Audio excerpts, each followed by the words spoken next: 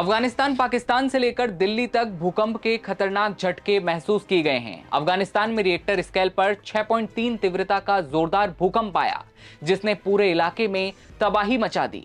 इस भूकंप का असर अफगानिस्तान के साथ साथ पाकिस्तान के कई हिस्सों में भी महसूस किया गया। भूकंप इतना तेज था कि भारत के कई हिस्सों में, खासकर राजधानी दिल्ली में भी धरती हिली और लोग घबराकर घरों से बाहर निकल आए। अब तक 20 लोगों की मौत की पुष्टि हो चुकी है, लेकिन मलबे में सैकड़ों लोगों के दबे होने की आशंका जताई जा रही है।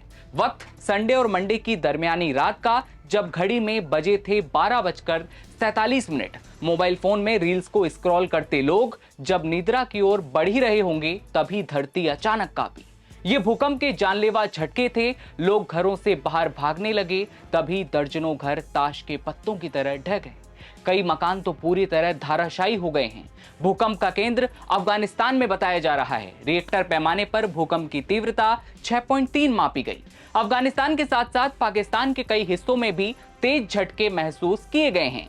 भूकंप से कई इलाकों में घर गिर गए हैं। मलबे में तब्दील हुए घरों से लोगों में खौफ साफ देखा जा सकता है। भूकंप से तबाही की ये तस्वीरें भी सामने आई हैं, जिनमें तबाही साफ तौर पर देखी जा सकती है। कभी युद्ध की मार, कभी भूकंप की तबाही। अफगानिस्तान एक बार फिर दर्द में डूबा है। राहत और बचाव का काम शुरू हो चुका है, लेकिन सवाल यही है कि कितनी जिंदगियां इस झटके में हमेशा के लिए थम गईं। पहले 9 लोगों की मौत की खबर सामने आई थी, वहीं अब यह आंकड़ा बढ़कर 20 तक पहुंच चुका है। आशंका है कि मौत का आंकड़ा और भी बढ़ सकता है। यूएसजीएस की वेबसाइट पर अनुमान लगाया गया है कि बड़ी संख्या में लोगों के हताहत होने की संभावना है, क्योंकि ये आपदा संभाविक रूप से व्यापक है। तालिबान सरकार के सूत्रों ने बीबीसी को बताया है कि दर्जनों घर गिरने से बड़ी संख्या में लोग मलबे में दबे हैं। ज्यादातर घर कुनार प्रांत के नौरगल जिले की मजार घाटी में क्षतिग्रस्त हुए हैं, जिसकी सीमा पाकिस्तान से लगती है। ये घाटी एक पहाड़ी इलाके में स्थित है। यूएसजीएस के अनुसार भूकंप का केंद्र अफगानिस्तान के बासावुल से 36 किलोमीटर उत्तर में था।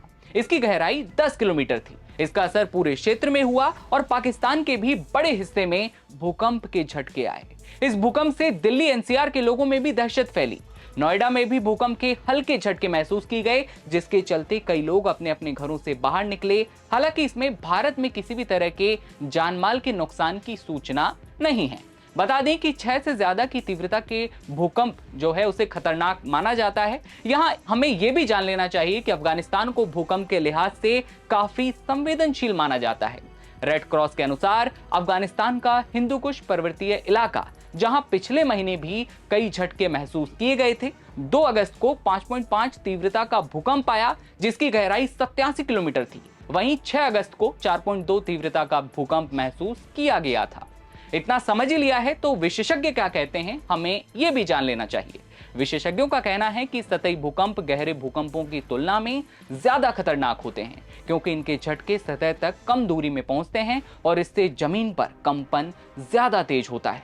इससे इमारतों को ज्यादा नुकसान और जनहानि की संभावना और भी ज्यादा बढ़ जाती है। अक्टूबर 2023 जब अफगानिस्तान में 6.3 तीव्रता का भूकंप आया था और इस भूकंप में कम से कम 4000 लोग मारे गए थे। इसके बाद अब एक बार फिर इसी तरह के भूकंप के झटके एक बार फिर महसूस किए गए हैं। अफगानिस्तान के अलावा पाकिस्तान और म्यांमार में अक्सर भूकंप आते हैं। म्यांमार में खासतौर से हालिया महीनों में भीषण भूकंप आए।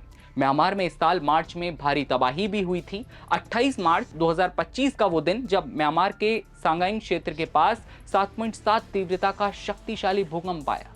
इसमें 3600 लोगों की जान गई थी और 5000 लोग घायल भी हुए थे।